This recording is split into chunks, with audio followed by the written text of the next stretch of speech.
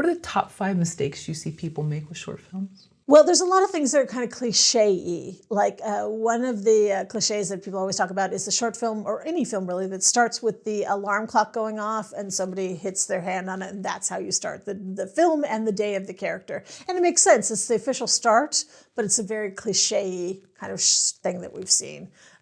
So there's like actual scenes that are kind of cliche that were like, oh no, not doing that. It used to be like vomiting too, that everybody had vomiting in their films, and it was a little too cliche-ish. And you can do it cheap too, so it isn't like, we can't afford to do vomiting just as good as the feature films. But it is kind of cliche and people don't want to see it anymore.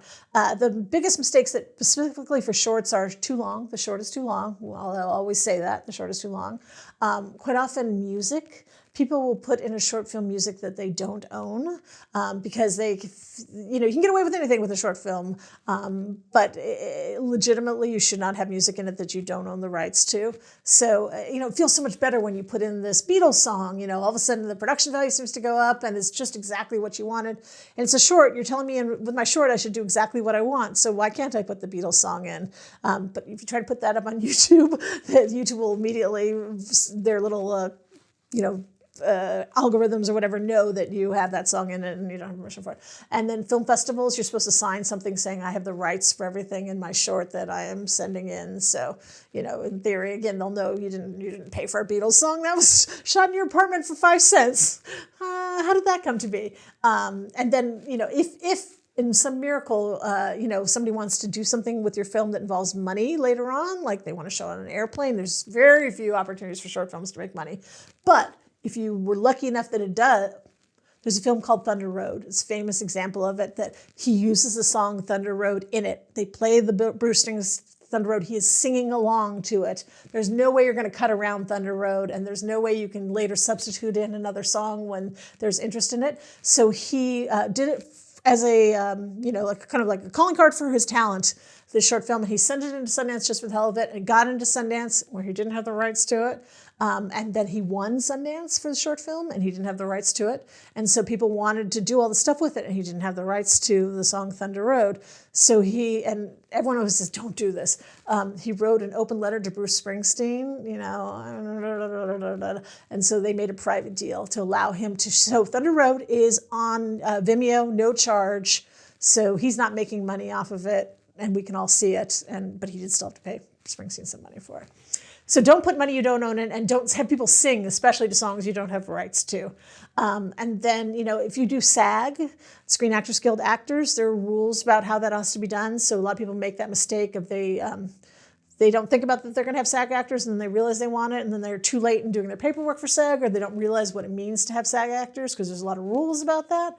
So that's a mistake people often make with their short film, not understanding what it means to have SAG actors.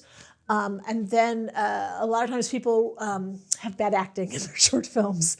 They don't have access to great actors, and they think it'll be fine, and then the acting is just terrible. The two things that ruin both short films and low-budget features, but actually all features, bad acting and bad sound.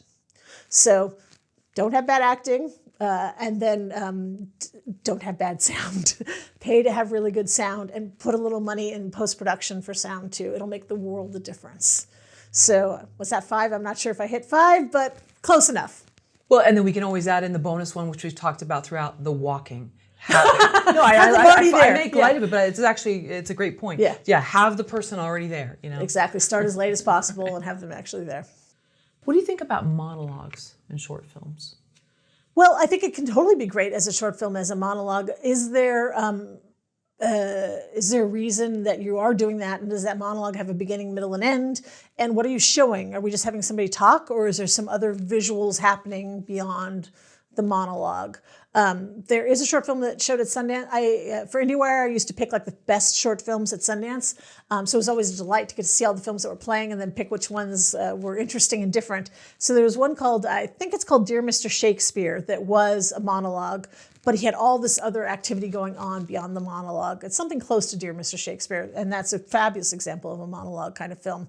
Thunder Road, I don't want to keep on harping about Thunder Road, but Thunder Road is a eulogy, so I think that's like basically a monologue, and that's a super interesting film as well. So there you go. I already gave you 2 examples of a monologue that worked really well. I'm just sorry to go back. If someone's singing, even if there's no music and it's just the actor singing, and the actor's SAG and everything's taken care of with the paperwork, but they don't own the rights to that song and it's not under fair use or something. So Happy Birthday used to be the thing that tripped everybody up, but now it's not. Now Happy Birthday is back to being public domain. So you go ahead and use Happy Birthday as much as you want. But you used to see in older films, because people didn't want to pay for Happy Birthday, that their birthday song that they would sing when people would pull something in was not our traditional Happy Birthday, but some made-up song that nobody in their right mind sings, but it is, they made it up and it's a brand new song. So there you go. So yeah, you don't want people actively singing a song that already exists, even though it's not the actual recording. You have to get the sync license for that song. So wow. And I would assume that's much cheaper than the actual rights to the music.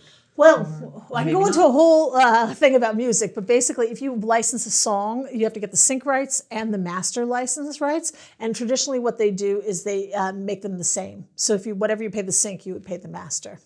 So, for example, and also you can get festival licenses for films that way too, so that you're only paying for rights to use that song on the festival circuit. And again, you're not making money off of it.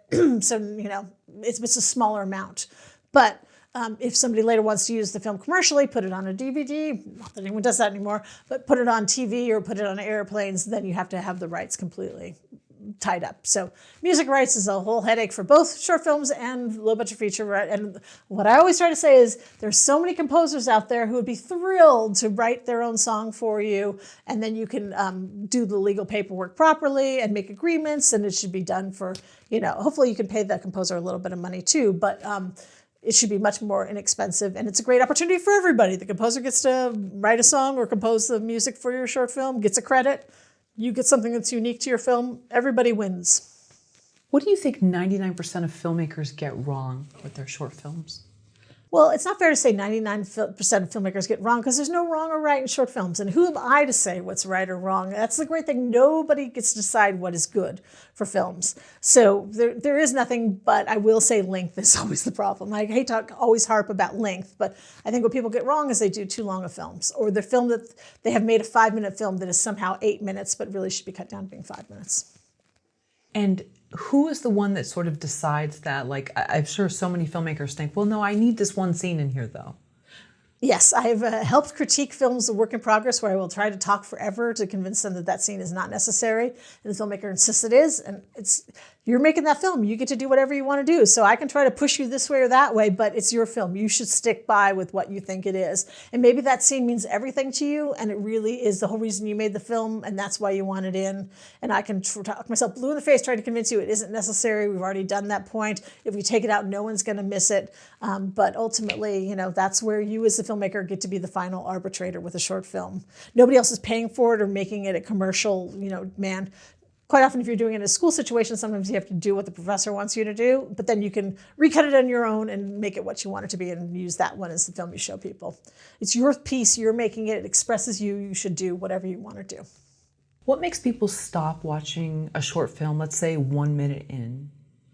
So with anything, short film or feature, the viewer gets to decide what they want. We only have so much time in our lives. So if you start watching it and a minute in, you have no interest in it and you think it's terrible, nobody's going to put a gun to your head and say you must keep on watching it.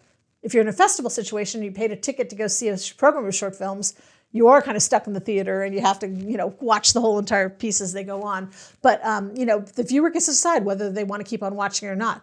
The unfair part is, and this is someone who has been a screener for festivals or has been a screener for various contests, because shorts sometimes have a major change at the end that switches everything out and makes you think differently of everything that happened at the beginning. Sometimes it's weird or incomprehensible, or something's happening at the beginning that you don't understand yet because you haven't put the time in to hear the rest of the short and see how it switches at the end. So truthfully, because we're going to give you the benefit of the doubt, people should watch the short film to the entirety, because it really could have a twist ending that makes it all what you saw previously now make complete sense. And also what we said earlier about how, sort of the cliches of the alarm clock or vomiting. Maybe we'll give a pass on the vomiting. I don't know. But but we can always make exceptions. Like how many great short films do start with the stupid alarm clock, So what we're going to say, they did the alarm clock shot. We're turning this off. We're not going to watch this. You have to forgive it. And there's also only so many ways you can tell film stories too, So I say this is a unique voice that has put something out there that's special and unique. It hasn't had a million people put their thumbs on it and give criticism or debate, and it has certain things to be commercial. So who's to say what this is going to be or what it is? So I would not recommend judging a short film like 1 minute in. Again, maybe it's horrible and cheap and the sound is terrible, but there's a reason for that. Then we're going to pull back and realize this is a film within a film or something like that.